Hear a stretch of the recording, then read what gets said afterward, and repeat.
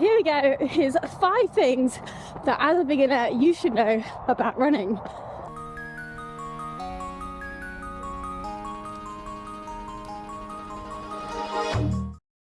Perhaps you've not quite started running yet, or you've started running and you want to learn a little bit more. This video can help you learn 5 things all about running. So the first thing I want to tell you is that running is honestly for everyone. It doesn't matter what you look like, who you are, how fast you run, what distances you like. Honestly, running can be for everyone, even if it's just a kilometre at the gym. You know, that is still running and it's still relevant. You know, you can still find out more about how to get the most out of that and how to improve. In fact, you don't even have to improve if that's not something you want to do. It's all about what you want with your running. And yeah, it's for everyone. You don't have to look like me. You don't have to look like other people on YouTube. You can be anyone and anything. We don't care. We're not picky. Just come and run. Now, as a beginner, you might have picked up your trainers that you always wear, that you go out and run in every day now, and you've worn them for ages. They're 2 years old, but now you're running in it. Now, my next thing is all about trainers and the fact that your trainer choice does make a difference. So if they are quite old trainers, you may be finding running a little bit harder than it needs to be, because those trainers might be quite heavy. They might hurt your feet. They might not really support your feet in the way you need for running. Every time you run, you're putting about 4 times your weight through each foot. So that's a lot of force going through those feet. And having trainers that support that are really going to help you out and make it a little bit more comfortable. They may not be the answer to everything, as you'll find out in a few of the other tips, but they are going to help you. And you will want to find trainers for the area you're running in. So if you're running on the pavements around your house, you're going to want some lovely road shoes. If you're running in the woods, you're going to want some trail shoes. They just help with grip a little bit more.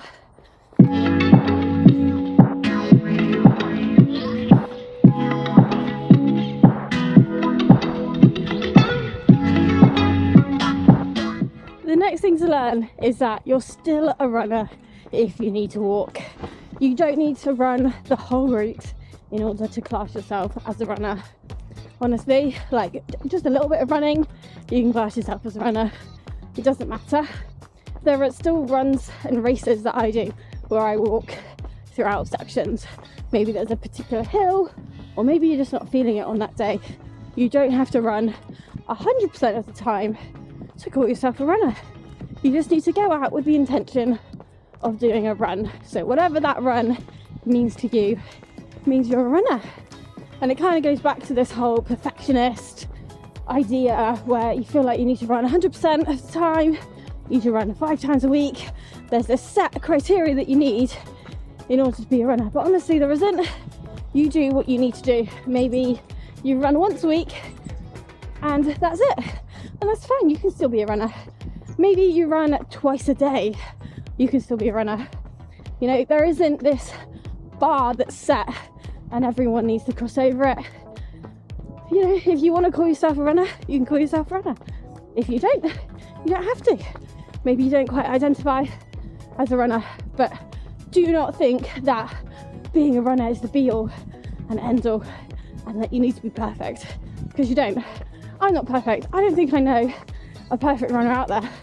I definitely know loads of people that walk.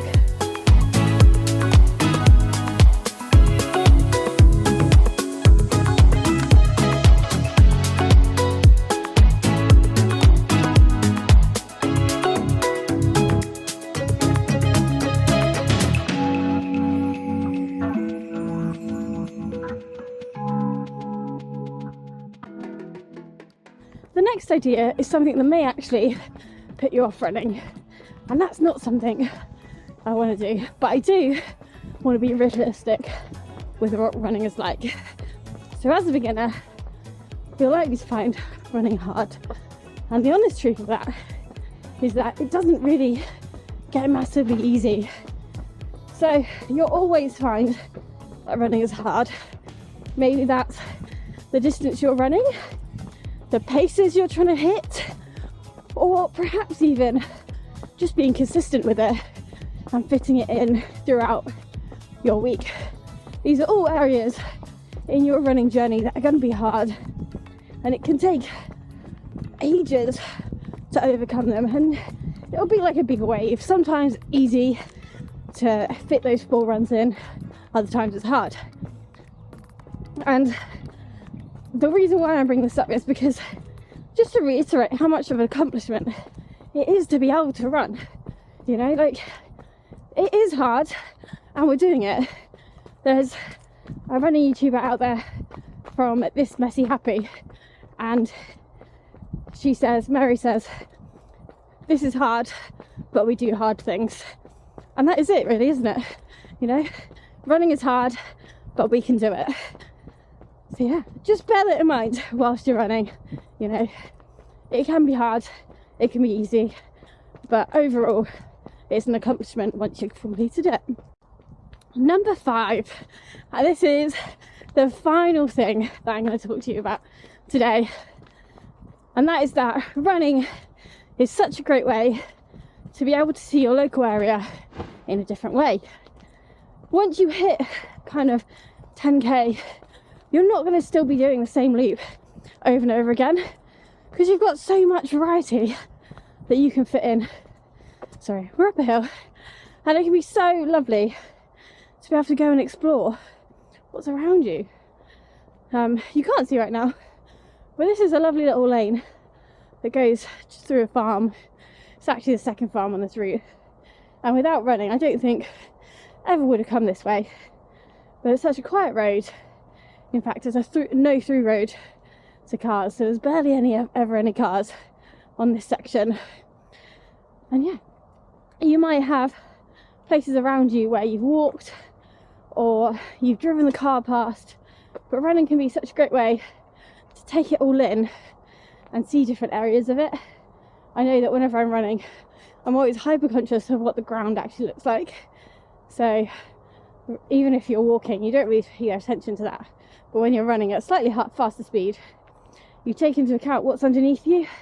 You can look at it a bit more, or you see these little glimpses of the sun coming through, and it can be a really lovely way to just see nature and see what's around you. So don't give up or stop, just give it a go and see what beauty you can find in your local area, because I'm sure there are plenty. Alright, so that's it. That is 5 things that I think as a beginner you should know about running. Maybe you knew some of them already, maybe you just needed a little helping hand or a reminder about some of these things.